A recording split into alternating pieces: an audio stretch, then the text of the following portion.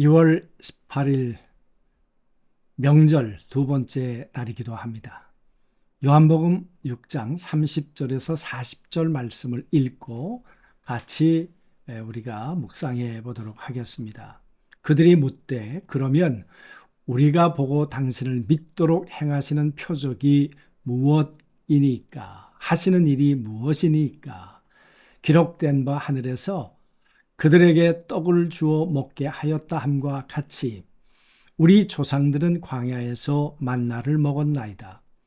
예수께서 이르시되 내가 진실로 진실로 너희에게 이르노니 모세가 너희에게 하늘로부터 떡을 준 것이 아니라 내 아버지께서 너희에게 하늘로부터 참떡을 주시나니 하나님의 떡은 하늘에서 내려 세상에 생명을 주는 것이니라.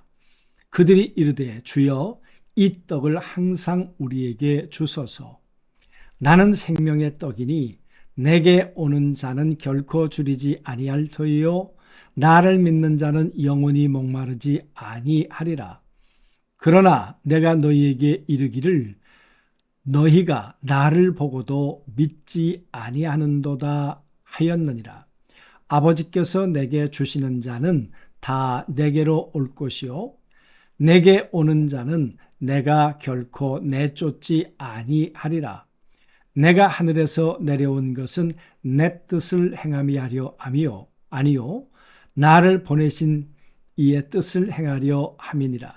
나를 보내신 이의 뜻은 내게 주신 자 중에 내가 하나도 잃어버리지 아니하고 마지막 날에 다시 살리는 이것이니라. 내 아버지의 뜻은 아들을 보고 믿는 자마다 영생을 얻는 이것이니 마지막 날에 내가 이를 다시 살리리라 하시니라. 명절을 잘 보내고 계시죠? 그동안에 먹고 싶었던 부모님의 음식을 정말 또 풍성하게 차려진 그런 음식들을 배불리 먹고 계실 텐데 영적인 양식도 그렇게 배부르게 드시고 계신가? 그런 질문을 한번 던져보고 싶습니다.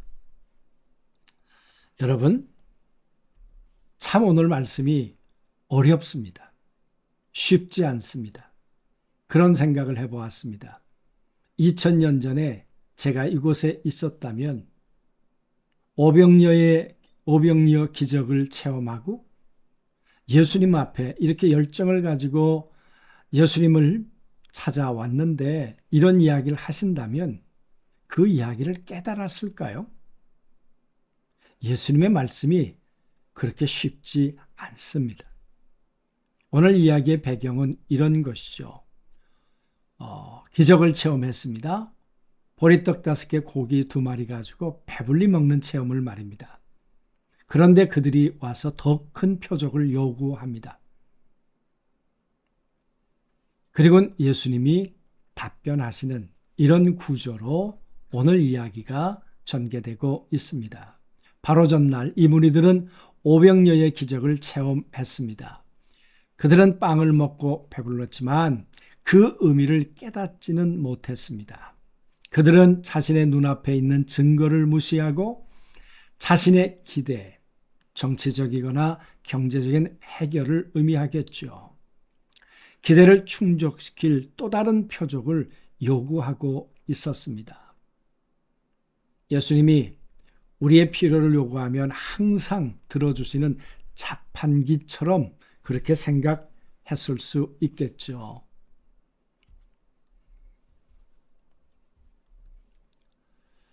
여러분, 그들은 이렇게 얘기를 했습니다. 우리 조상들은 광야에서 만나를 먹었나이다. 이스라엘 백성들입니다. 역사적 사실을 믿고 있는 사람들입니다. 그런데 그들이 오해하고 있는 게 뭘까요? 그 만나를 주신 이는 모세가 아닙니다.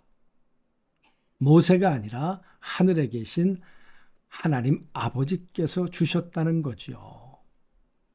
이 만나를 주신 이 목적을 그들이 혼돈하고 있었다 그 말이에요. 영적인 생명이 아닌 육적 배부름만 그들은 하나님을 통해 추구하고 싶어 했었다 그 말이죠. 우리 역시도 그렇지 않습니까? 종교나 하나님에게 당장 배고픔을 해결할 그런 목적 때문에 주님 앞에 나가고 있는 것은 아닌가? 2000년 전에 그들을 우리가 손가락질할 수 있을까? 한번 우리 자신들을 반문해 보았으면 좋겠습니다. 예수님 말씀하시죠. 나는 생명의 떡이야. 여러분, 이 말이 얼마나 뜬금없었을까?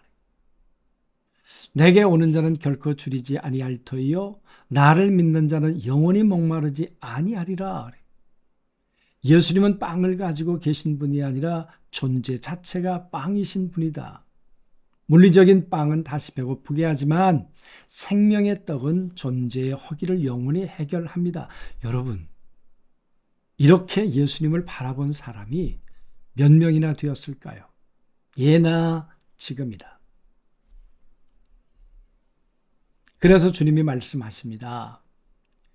예수님을 보았지만 믿지 않았습니다. 예수님이 원하시는 것은 아들을 보고 믿는 것입니다. 단순히 역사적인 인물로 관찰하는 것이 아니라 그분이 누구인지 깊이 응시하고 깨닫는 통찰을 의미하지요. 보다는 육신적인 눈으로 표면을 보는 것이라면 주목하다는 말은 본질을 꿰뚫어 보면서 하나님이 왜 하나님의 아들을 우리 가운데 보내셨는지, 왜 광야에서 만나를 주셨는데 예수님은 디비아레아에 이 많은 무리들을 데리고 오셔서 내가 생명의 떡이야 이렇게 말하는지 그 의미가 뭔지. 사실 디베레아에 가면 거기는 광야가 아닙니다. 근데 요한복음은 거기를 광야라고 말하고 있습니다. 의도가 있는 거죠. 광야에서 만나를 주었듯이 그 만나를 주었던 그 하나님이 여기 지금 있다 그 말씀 아니겠습니까? 그 예수님을 알아볼 수 있었을까 그 말이에요. 그래서 주님 말씀하십니다. 믿음이란 뭐냐? 성경이 말하는 믿음은 지적인 동의를 넘어서는 것입니다. 여러 번 반복됩니다. 끊임없이 요한복음에서 반복되는 이야기. 헬라어 전치자 에이스, 뭔뭐 안으로 들어가 연합하는 것을 의미한다. 우리가 음식을 먹으면 그 음식이 우리의 몸의 일부가 되듯 믿음은 예수 안으로 들어가 그분과 하나가 되는 것을 의미한다 그 말이에요. 그래서 예수 그리스도 안에 들어가 그분을 믿기 시작하는 것, 그분과 함께 동행하고 삶을 시작하는 것, 그게 믿음이라고 끊임없이 말씀하고 계시는데 지금 가버나움에 왔던 그 열정 있는 사람들이 얼마나 예수님의 말씀을 그들이 받아들였을까 그 말이죠. 거절할 수 없는 안전지대. 주님 말씀하셨어요. 이렇게 믿음을 갖는 자는 어떤 일이 벌어지는가? 결코 내쫓지 않는다. 우리가 구원을 받게 된다는 것은 우리의 자격에 있지 않고 그분이 거절하지 않으시는 성품에 있다. 여러분, 죽게 나오는 자를 결코 우리가 주님이 우리를 외면하지 않으십니다. 어떤 경우에도 절대 너희를 거절하지 않겠다. 믿음 안으로 들어오는 자에게 말이죠. 주님이 초대하십니다. 내 아버지의 뜻은 아들을 보고 믿는 자마다 아들 안으로 들어오는 자마다 영생을 얻는 이것이니 마지막 날에 내가 이를 다시 살리리라 하시니라. 믿음 안으로 들어와. 내 안으로 들어와. 아버지의 뜻이 뭐냐 그러면 하나도 잃어버리지 않는 거야. 한 명도 멸망의 자리에 심판의 자리에 세우는 것이 아니라 영광스러운 하나님의 자리에 세우고 싶은 거야. 우리가 하나님을 붙잡는 힘보다 하나님이 우리를 붙드시는 힘이 더 강력하지요. 그분의 뜻은 우리를 끝까지 이 땅과 영원한 하나님의 나라에서 보존해 주시는 것이지요. 그 주님께서 마지막 날 이런 약속을 하셨습니다. 다시 살리리라.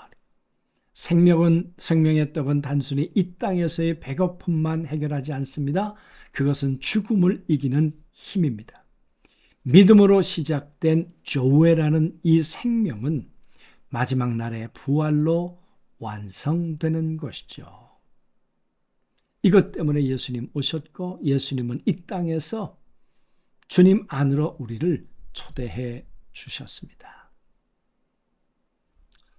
여러분, 그 많은 군중들이 이 말을 깨달으려고 했어야 했던 것처럼 여러분과 저도 어렵지만 이 말씀을 좀 깨닫고자 성령의 도우심을 구하는 그런 날이었으면 좋겠습니다. 그리고 마지막 날에 다시 살고 주께서 하나도 잃어버리지 않겠다고 하시는 이 강력한 주님의 손에 붙들림 바 된 여러분과 저 우리 모두가 되었으면 좋겠습니다. 초대교회 공동체가 이 믿음으로 박해를 이기고 부활의 소망 가운데 살아야 했던 것처럼 말입니다. 기도하시죠. 전능하신 아버지, 표적을 보고도 그 뜻이 무엇인지를 깨닫지 못하고 그저 예수님이 언제나 우리의 필요를 자판기처럼 내어주실 수 있는 그분으로만 이 무리들은 생각을 했습니다. 예수님은 그것은 그림자야. 광야에서 만나를 먹고 산 것처럼 이제는 내가 생명의 떡인데 나를 먹고 멸망하지 아니하고 부활의 날에 영원히 사는 그 생명을 얻어야 하는 거야. 바로 내가 그 생명의 떡이야. 보릿떡 5개 고기 2마리가 이렇게 많은 사람을 살리듯 내 몸이 정말 이 땅에 있는 전 인류를 살리고도 남는 생명의 떡이라 말이지. 아버지, 이 말씀을 깨닫고 믿어 생명의 부활의 은혜를 소망하며 살아가는 우리 모두가 되도록 함께해 주옵소서. 예수 그리스도 이름으로 기도하옵나이다. 아멘.